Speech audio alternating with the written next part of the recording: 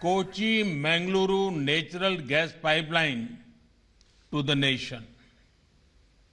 This is an important day for India, especially for the people of Kerala and Karnataka. These two states are being connected by a natural gas pipeline. I congratulate to people of these states. Congratulations also to all stakeholders for taking steps to providing clean energy infrastructure.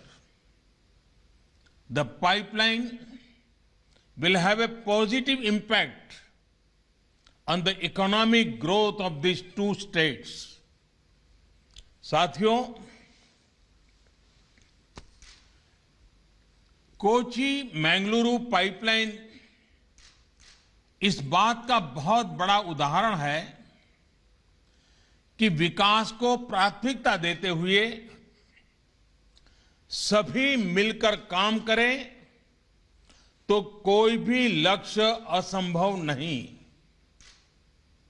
ये project से जुड़े लोग जानते हैं कि engineering के लिहाज से इसे पूरा करना कितना मुश्किल था। प्रोजेक्ट में कई दिक्कतें भी आई, लेकिन हमारे श्रमिकों, हमारे इंजीनियरों, हमारे किसानों और राज्य सरकारों के सहयोग से ये पाइपलाइन पूरी हुई।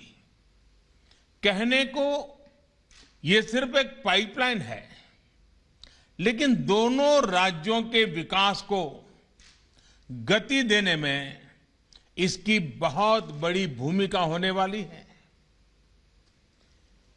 क्यों आज देश गैस बेस्ड इकोनॉमी पर इतना बल दे रहा है? क्यों one nation one gas grid पर इतनी तेजी से काम हो रहा है? क्यों आत्मनिर्भर भारत के लिए गैस बेस्ड इकोनॉमी का तेजी से विस्तार बहुत जरूरी है? वो सिर्फ इस एक पाइपलाइन के फायदों से समझ आ जाएगा।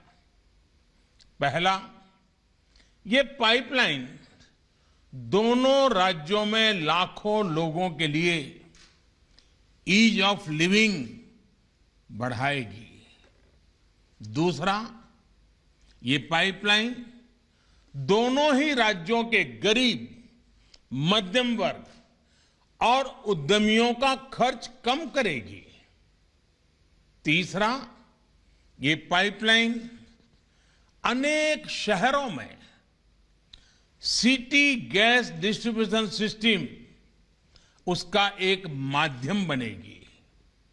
चौथा, ये पाइपलाइन अनेक शहरों में सीएनजी आधारित ट्रांसपोर्ट सिस्टम को डेवलप करने का आधार बनेगी। पांचवा, ये पाइपलाइन मैंगलोर केमिकल और फर्टिलाइजर प्लांट को ऊर्जा देगी, कम खर्च में खाद बनाने में मदद करेगी, किसान को मदद होगी। छठा, ये पाइपलाइन मैंगलोर रिफाइनरी और पेट्रोकेमिकल को ऊर्जा देगी, उन्हें स्वच्छ ईंधन देगी।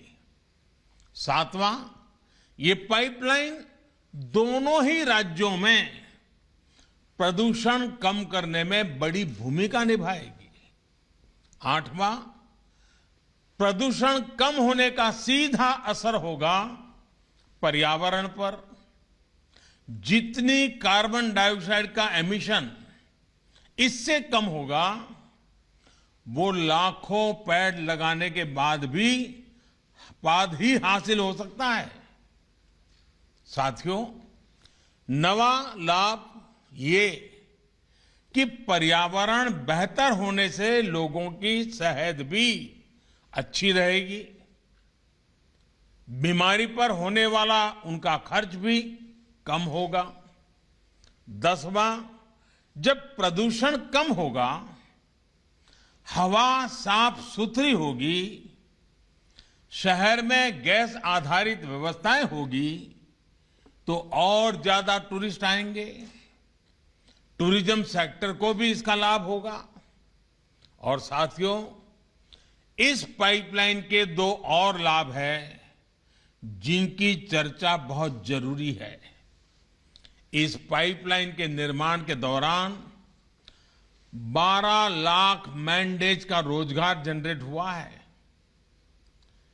पाइपलाइन के शुरू होने के बाद भी रोजगार और स्वरोजगार का एक नया इकोसिस्टम केरला और कर्नाटका में बहुत तेजी से विकसित होगा। फर्टिलाइजर उद्योग हो, पेट्रोकेमिकल उद्योग हो, बिजली उद्योग हो, हर उद्योग इससे लाभ लेगा और रोजगार के अवसर बनेंगे। साथियों, इस पाइपलाइन का एक और बड़ा लाभ पूरे देश को होगा। जब ये पाइपलाइन पूरी क्षमता से काम करना शुरू कर देगी, तो देश की हजारों करोड़ की विदेशी मुद्रा खर्च, ये खर्च बच जाएगा। भारत COP21 के लक्ष्यों को लेकर जिस गंभीरता से काम कर रहा है, ये प्रयास हमें उसमें भी मदद करेंगे। साथियों, दुनिया भर के एक्सपर्ट्स का कहना है कि 21वीं सदी में जो भी देश अपनी कनेक्टिविटी पर और क्लीन एनर्जी पर सबसे ज्यादा जोर देगा, तेजी से काम करेगा, वो तेजी से नई ऊंचाई पर पहुंचेगा। आज आप जिस भी फ्रंट पर देखें, highway connectivity, railway connectivity, metro connectivity, air connectivity, water connectivity, digital connectivity या फिर गैस कनेक्टिविटी, भारत में जितना काम अभी हो रहा है, एक साथ इतने सभी क्षेत्रों में उतना पहले कभी नहीं हुआ। एक भारतीय के तौर पर ये हम सभी का सौभाग्य है कि हम ये होते हुए अपनी आंखों से देख रहे हैं। हम सभी विकास के इस नए आंदोलन का हिस्सा है। भाइयों और बहनों, पिछली शताब्दी में भारत जिस भी रफ्तार से चला, उसकी अपनी वजह रही है। मैं उनके विस्तार में नहीं जाना चाहता, लेकिन इतना तय है कि आज का युवा भारत दुनिया पर छा जाने के लिए अधीर भारत अब धीरे नहीं चल सकता। इसलिए ही बीते वर्षों में देश ने स्पीड भी बढ़ाई और स्केल भी बढ़ाया, साथ साथ स्कोप भी बढ़ाया। साथियों, भारत की नई पीढ़ी का एक अच्छा गुण है कि वो तथ्यों के आधार पर चीजों को परखती है और उसकी सफलता विफलता को तुलनात्मक रूप में भी एनालाइज करती है और हर एक बात को तर्क के आधार पर, तथ्य के आधार पर स्वीकार करती है। भारत में गैस बेस्ड इकोनॉमी को लेकर अभी जो काम हो रहा है, उसमें भी कई तर्क और तथ्य बहुत ही महत्वपूर्ण है। साथियों, हमारे देश में पहली inter state natural gas pipeline 1987 में कमीशन हुई थी। पहली पाइपलाइन 1987 में कमीशन हुई थी। इसके बाद 2014 तक यानी 27 साल 27 इयर्स में भारत में 15,000 किलोमीटर नेचुरल गैस पाइपलाइन बनी।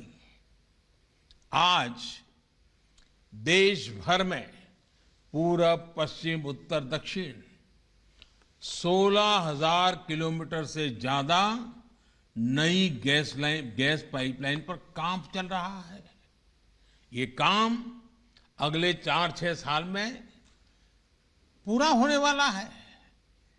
आप कल्पना कर सकते हैं, जितना काम 27 वर्षों में हुआ, हम उससे ज्यादा काम उसके आधे समय में करने का लक्ष्य लेकर चल रहे हैं। साथियों, इसी तरह एक और उदाहरण है सीएनजी स्टेशन का। हमारे देश में पहला सीएनजी स्टेशन 1992 के आसपास शुरू हुआ था। साल 2014 तक 22 साल में हमारे देश में सीएनजी स्टेशनों की संख्या 900 से ज्यादा नहीं थी, 900 से ज्यादा नहीं थी। जबकि पिछले 6 वर्षों में 1500 के करीब नए सीएनजी स्टेशन शुरू हुए हैं।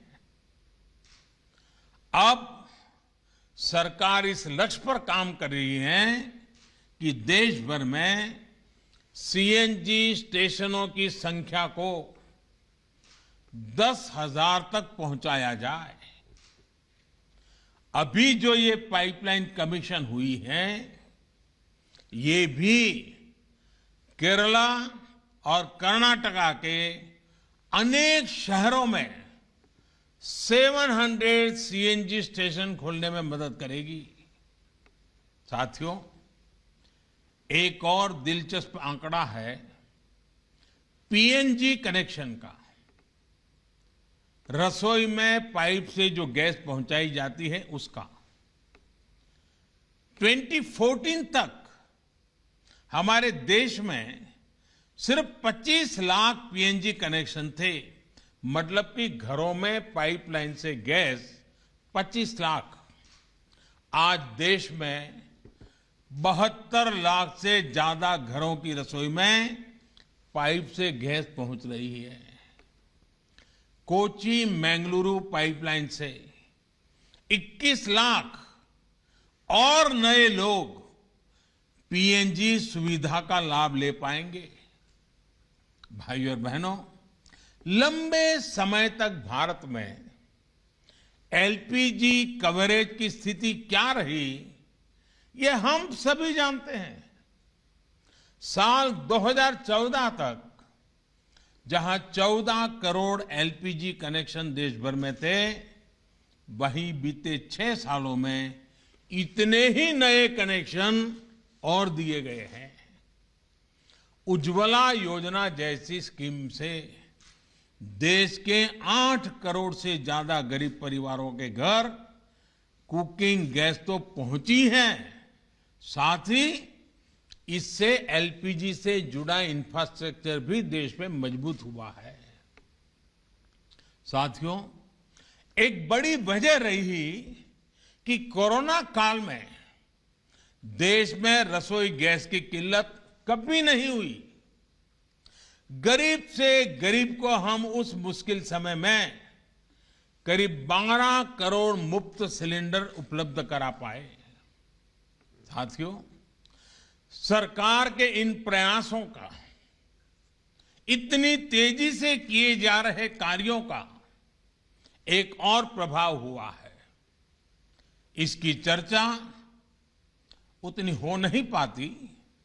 याद करिए, हमारे यहां केरोसिन को लेकर कितनी लंबी लंबी लाइनें लगा करती थी। राज्य सरकारें भारत सरकार को चिट्ठियां लिखती थी केरोसिन का कोटा बढ़ाने के लिए, केरोसिन की डिलीवरी के लिए। केंद्र और राज्य के बीच में हमेशा तनाव रहता था। आज जब रसोई के लिए गैस आसानी से मिल रही है, रसोई तक गैस आसानी से पहुंच रही है, तो केरोसिन की किल्लत भी कम हुई है। आज देश के कई राज्य और केंद्र शासित प्रदेश खुद को केरोसिन मुक्त राज्य घोषित कर चुके हैं। Friends, our government believes in an integrated approach for energy planning. Our energy agenda is all inclusive.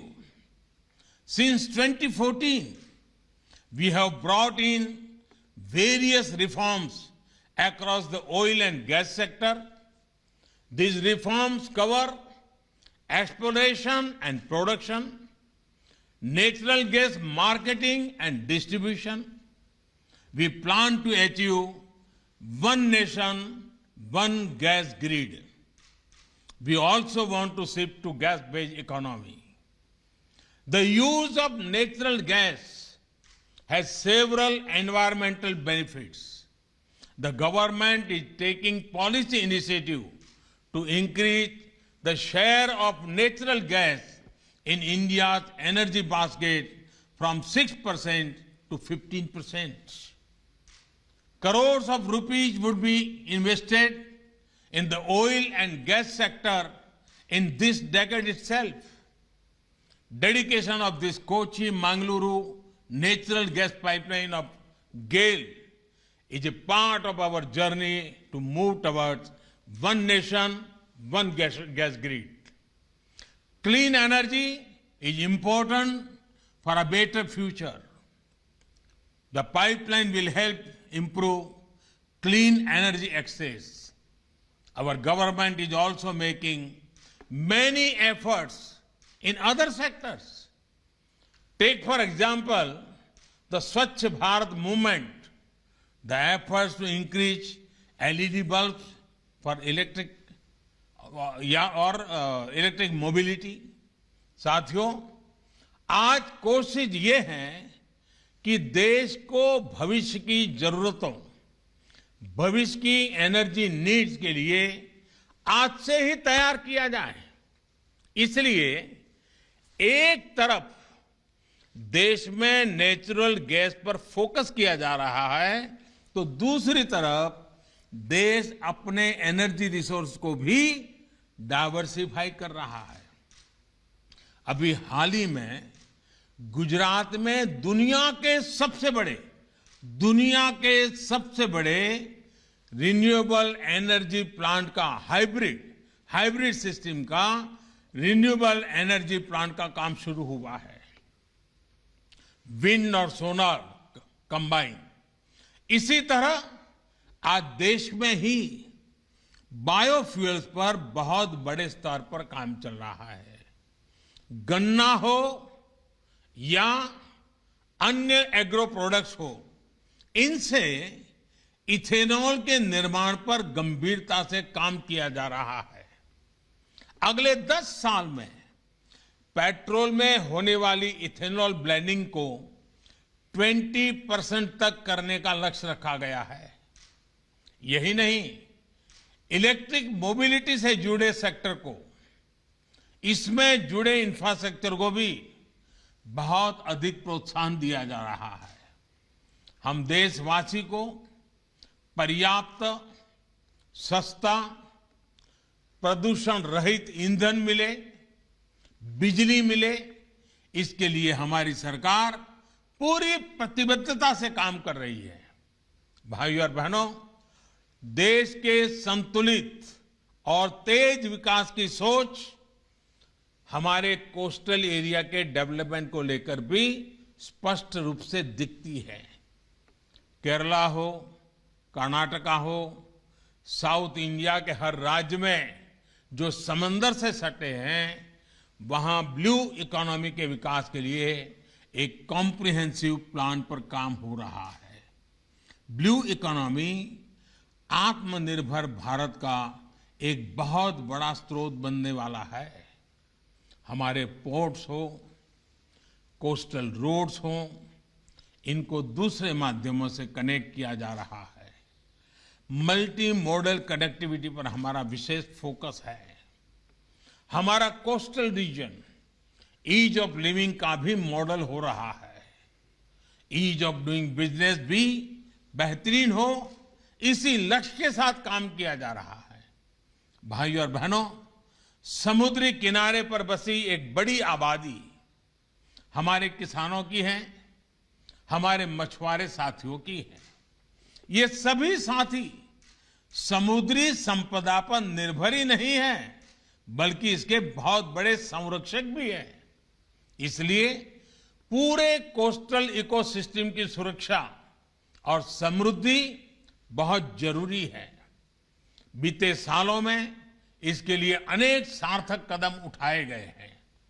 मछुआरों को डीप सी फिशिंग के लिए जरूरी मदद हो, फिशरीज का अलग डिपार्टमेंट बनाना हो, मत्स्य व्यापार से जुड़े साथियों को भी सस्ते ऋण के लिए किसान क्रेडिट कार्ड देना हो, इससे सामान्य मछुआरे साथी को भी लाभ हो रहा है। कुछ महीने पहले देश में 20,000 करोड़ रुपए की मत्स्य संपदा योजना शुरू की गई है। इसका सीधा लाभ केरला और कर्नाटका के लाखों मछुआरे साथियों को होने वाला है।